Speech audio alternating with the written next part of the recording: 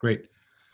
Well, thank you very much, and good morning, everybody, again, for joining us here.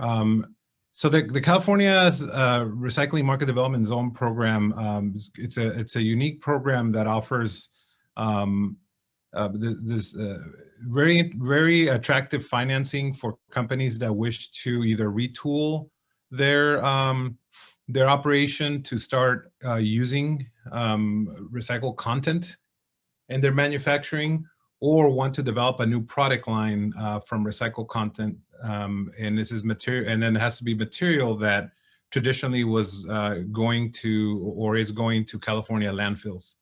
The material also has to be it has to stay and be processed in California and be developed here in California. So it cannot come from out of state or out of the country sources. And that's important to mention because we're so close to the border, and there are a lot of manufacturers that do use material from other sources that are not from California for cost reasons. So again, I'm actually the environmental services manager for the city of Chula Vista. And I also happen to be the president of the Association of Recycling Market Development Zones. So this is something that is of great interest of me. If not everything has to happen in Chula Vista, obviously, and being the second largest city. So if there's a facility that opens up in the East County, obviously it's going to help us all in the region to reach our recycling efforts. So. So there are, onto the little detail on the program, there are 40 zones throughout the state, covering most of the industrial zone land in California. So you see some blank areas there in some of the counties towards the east. But again, we're in the, in very, in the industrial zones in California that are processing and manufacturing. And this is important to say because sometimes people tell us, why is it, why do I have to be in a certain zone? Well, it's easier for us to manage the potential projects coming in, but it's also important to mention that, again, these are and we're not leaving any folks out because this is in mostly industrial land in California. Again, it provides attractive loans and mainly technical assistance, which is very important when it comes to these type of businesses. The biggest question we get is, can you help us source the material I need? And the answer is yes. We work with state agencies, mainly Cal Recycle, which has a lot of data on where a lot of this material is going, is being collected, where is it being processed. So we could help with that from pretty much almost any material that is available at this point. I would say most material, not every. The interest rate for the loans is 4%, so that's attractive. But believe it or not, in San Diego County, in my almost decade managing this program, most folks are interested more in the technical assistance and even in the permitting process assistance. A lot of them already have financing available. So I would say, to this date, we have not actually processed a loan through the state, but we have actually provided quite a bit of technical assistance for businesses that are currently producing material and products here in the region. So, and this additional information, available loan funds as of this fiscal year, upcoming fiscal year actually, is $12 million. So it might not seem like much, 6 loans of over $2 million, which is the limit, might take that funding away. But again, most businesses or most prospective businesses are very interested in the technical assistance.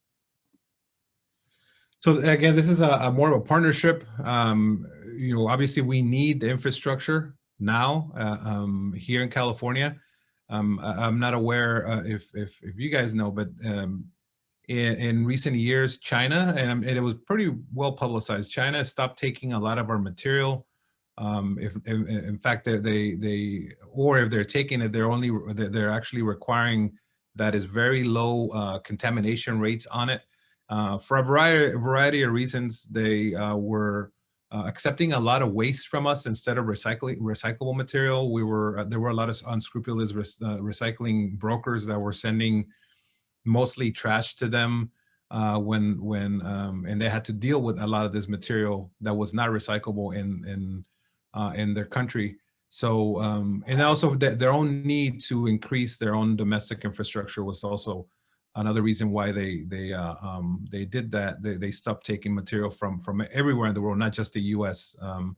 And they actually warned us quite a long time ago. They told us they first started with a program called the Green Fence, and then that's to let the world know that they were planning on not taking this material, and then they decided to stop taking it, and that the program was called the Green Sword. So that's when people really started paying attention, and it threw the recycling materials markets into a frenzy. So a lot of folks are adjusting. The U.S. is adjusting. There is some infrastructure investment domestically, but there's still a deficit, and we still need to find solutions for a lot of this material, especially the stuff that comes out of California. We have great infrastructure here to collect it and process it, but not a lot of it to then develop materials and products out of them, because there's a lot of, I'm sure, I'm preaching here to the choir. There's a lot of cost involved in manufacturing in California. But that's what we're trying to do here, trying to help with this technical assistance and the financing available. So the reason why I'm involved is because just similar to me, I'm through this program, I'm known as a zone administrator. Out of those 40 zones, obviously there's an administrator for every zone. Some of them are recycling folks and environmental folks like me that work for local agencies. There's other zone administrators throughout the state that are either economic development specialists, but that's mostly the makeup of this program. And that's why it's important to have the local government, local agencies be involved with this, because that's who first hears from our local manufacturers or prospective manufacturers. They go to the local offices a lot of the time. And we also have this unique perspective of our area as well. So if somebody has an idea of where they want to site and they want to be near either a certain manufacturing zone or an area where there's this processing happening of recyclable material, we're here to help them find the best location. So but again, like as the bullet says, planning is critical. So we always work with the prospective business to make sure that they're doing the adequate planning and permitting as well. So that's also the important part. So again, going back to what got us to where we are at now with the deficit or with the need for processing material, we had a like I said, going back to the model that where we're just shipping everything to China. We were just collecting, sorting, and then sending to China and other Asian countries, a lot of Asian countries, and in our case, a lot of it is going to Mexico as well.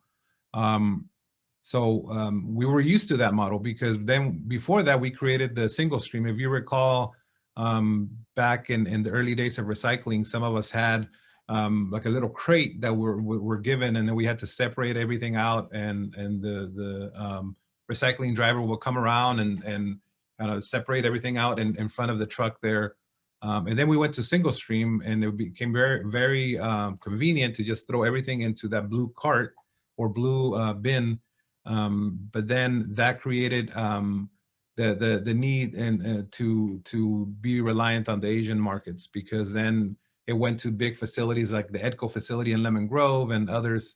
The Waste Management has one, I believe, in Santee and El Cajon, where everything gets sorted out, and that started diminishing the value of recyclables and the cleanliness of recyclables. But that's just the way the market had to go. And as I mentioned earlier, then China developed their national sword policy. So that became now an opportunity for us, for not just California, but domestically, to start looking at a circular economy model for a lot of our products. So when we manage our own products, instead of just sending them abroad. So infrastructure for sustainability, very important. It's something that will help us create green jobs, good jobs, and help encourage a lot more manufacturing in our city and in our region. There are regulations that from the state that are coming down that require us to better manage our materials. One of them being with organic waste, a little separate from, a little different from this, but it's still a manufacturing process. And I'm sure that if you don't know that organic waste programs are coming to your city, you'll probably find out really, really soon. There are other grants available through the Air Resources Board that provide funding, but as always, we need a lot more assistance here. And like I mentioned there, boulder shift is needed. A boulder shift is needed for this, because it becomes at a certain point, it becomes, well, we're trying to help, but not a lot of folks want to manufacture in California. Well, we need additional help from folks like GoBiz and others in the state to encourage a lot more investment in our state to manage this material, because again, we have great infrastructure here to collect the recyclables. I mean, I would say almost every city, the majority of the cities in California have a recycling system, and it's going to a facility where stuff is being managed well and processed and separated. But there's also a need to make sure that producers do their part, that they also help in either creating this demand for the recycled content material. So it's encouraging to see some companies making that commitment, but we need a lot more. I'm sure you've seen Coca-Cola release a couple of their product lines in 100% recycled content. So that's encouraging to see big companies like that doing that. I'm just hoping that they're actually using domestic product to create these new product lines.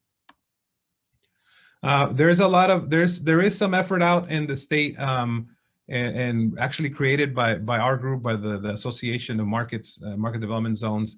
And one is the Recycling Bin Network, or the Bring Infrastructure Now, pretty interested, or pretty funny acronym there, but it makes a lot of sense. It's a coalition of cities or agencies and other interested groups that have had events since 2011, actually, and bringing together stakeholders, actual manufacturers, and folks from the state and local agencies to make an effort to bring interest to this.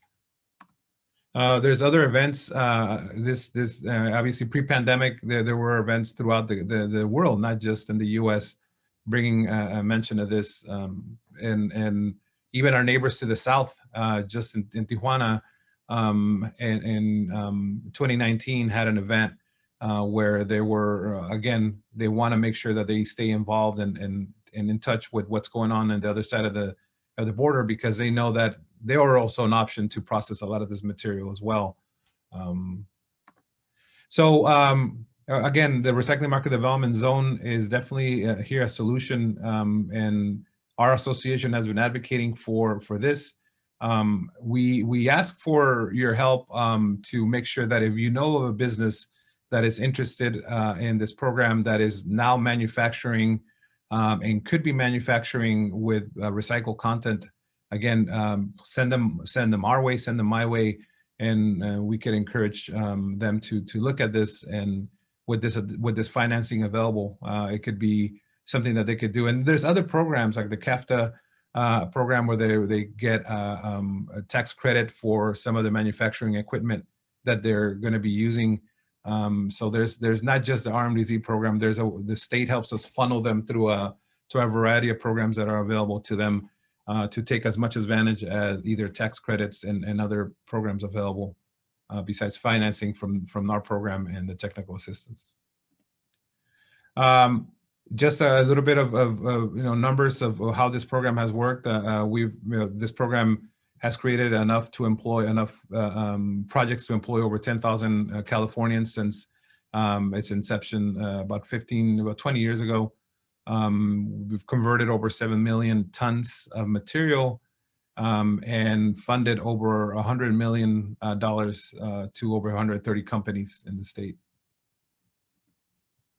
So again, we need assistance to be able to increase and to encourage innovation and investment in state. So again, it's important to think, maybe the state, here's some examples of ideas that we have to ask the state and the rest, and everybody to help us. There's a blue rush, as we call it, the recycling blue rush, because this material is being created here. And not aware that, if you knew, but there's a legislation out there by Lorena Gonzalez that she's actually requiring, the legislation would require that that recycling material that is sent, certain recycling material, mostly plastics, that is being sent out of the nation does not count as recycling as it does now. So that, again, is something that will require additional investment in our recycling system here, and for manufacturers to use it. Otherwise, some cities and some counties might see their recycling credits go away, and that's important. It's seen as a way to stop plastic pollution from going from California to other countries, but it's also a market development strategy. So this is something that is going to help. It might, again, throw the recycling industry in a frenzy, but in a way, it's going to help the industry as well. So there is a lot of, just quickly, I might be running out of time, but there is a lot of interest in the plastic markets here. There is going to be a lot of growth in the post-consumer recycle markets. This data takes us to 2024. And you could see an improvement there, an increase in these markets. So again, because it's worldwide, not just in the US or in California. So there is definitely an opportunity for domestic infrastructure developers to look at this. You could see there also in the different continents how much it's going to grow. Obviously, some more than others, but definitely in North America, we see a growth as well. So there is opportunity, and we should take advantage of it. So again, we got to shift the emphasis here, making sure that we are managing our waste properly, and that markets and governments could maximize the opportunities out there with programs like the Recycling Market Development Zone. But one thing that we need is that it's still relatively cheap to dispose of waste, at least in Southern California. In order to be able to incentivize that, there's proposals out there to increase landfill tipping fees to make sure that it makes it more attractive to recycle. But also, think of this, it's still more expensive to make a product out of recycled content, because oil, there's a lot of factors. Oil is still cheap. Cheaper, and so virgin plastic production is relatively cheaper than recycled content. So, and there's a lot of factors that go into that. The oil industry gets a lot of different subsidies. So there needs to be some kind of an equalizer there to make it more attractive for recycled content material to be able to use for production. So again, we need to be able to create, we need help from the state again. I mean, they're the ones who are creating a lot of these laws, so maybe they need to help us as well by creating available feedstock reports for folks to use and make them available for manufacturers, so they see that what's out there. And if they see, oh, there's this kind of certain type of plastic that's available in this quarter, maybe I'll retool, or it's going to be available in the next quarter. So the more information, more data, as we all know, data is very important. And that concludes my presentation. Thank you very much for your time. If there's any questions, there's my contact information. That Angela has my info as well, and I'm part of the list here of the group. So thank you again, and I'll take any questions if there are any. Yes, thank you, Manuel. Do we have any questions for Manuel, you guys? I have a couple, but I want to see what you guys have first. Yeah, I have a question. This is Natalie, and you might have answered it just with your last statement, but I was wondering, as you're approaching manufacturers and having this conversation, what their biggest concern on shifting. And my guess is probably off the bat, it's price, because you mentioned it's more expensive to manufacture with recycled material. But are there any other risk concerns or anything they're concerned about switching to utilizing more recycled material? Yeah, the biggest, let's see, make sure I'm not muted. Oh, yeah, I'm not muted. The biggest one is the cost of and the time it takes to permit. If they have to get a new permit, especially like an airborne permit on their process to include recycled content, any amendments to permitting, it seems to be one of the things that is making it, not as attractive. So, and yes, you're correct. It's also the cost of now increasing the cost of processing with this additional the material, and that's why it's important for us to be able to help businesses sort this material at a good price for them as well. Okay. I might have a contact for you in terms of that permit. One of my clients, they're actually a consultant for air quality permits. And Oh, yeah, please share. I actually have a running list of different environmental consultants that okay. I do refer to when big projects come up. So thank Okay. you. Awesome. Any other questions? I also want to apologize. I have to jump off around yeah. Well, bro- I have 9 o'clock. a question. Yeah, go ahead. Well, I know you have to leave, but because this is a workforce committee, can you talk about whether businesses that engage in this program need to do some kind of training or upskilling of their workforce to be able to handle these new processes and things? And are there education or training subsidies they can use? In other words, does this program interact with the ETP, the Employment Training Panel, so they could do contract ed with one of our community colleges or something? And secondarily, could you see an opportunity for students, especially those in environmental sciences or environmental policy, whatever the environmental programs are at both our high schools and our community colleges and universities, to engage in projects that might help small businesses or medium-sized manufacturers take these kinds of programs on and this change in the way of doing business? So those are two questions. Is there a workforce component to this? And if so, what is it? And yeah, there definitely is. There's, like any new process, it will require some training, but there is an opportunity with the ETP to be able to come in. That's what I mentioned earlier about funneling through the state, the couple of agencies that could offer the additional assistance. So that's the ETP is one actually that's been used a couple of times for some projects that have started here. And some in Imperial Valley, so they've taken advantage of that training, especially if it's for employees that come from either from disadvantaged communities. So yeah, that is available there, and yeah, there's a variety of additional training that has to happen depending on the process. And as far as the students and with assistance, of course, yeah, always having those innovative minds to help work with current manufacturers is just wonderful. This group is full of people who want their students to have real world experience. So I'm sure that people are going to figure out a way to get in touch with you to see where there might be those kinds of opportunities, and where we can help with that piece of it, this particular committee, we will.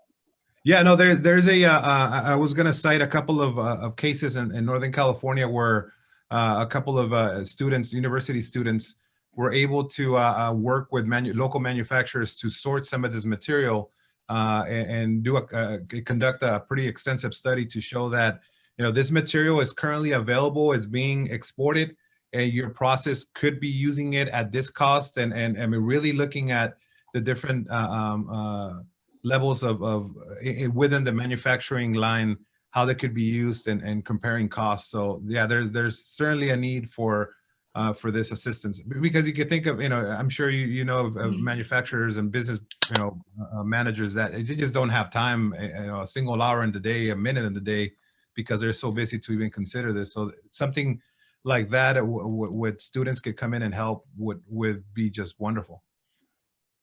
Great, So, thank you. Yeah, so please, if let's share ideas in the near future to see how we could kind of get this going. Good. All right, before he's got to jump off, do we got any more last minute questions? Manuel, thank you so much for your time and sharing. So we will definitely be in touch and continue to send any companies that we know of your way that could possibly benefit from this funding. Thank you very much. Everybody have a good rest of your week, and thank you very much for listening. All right.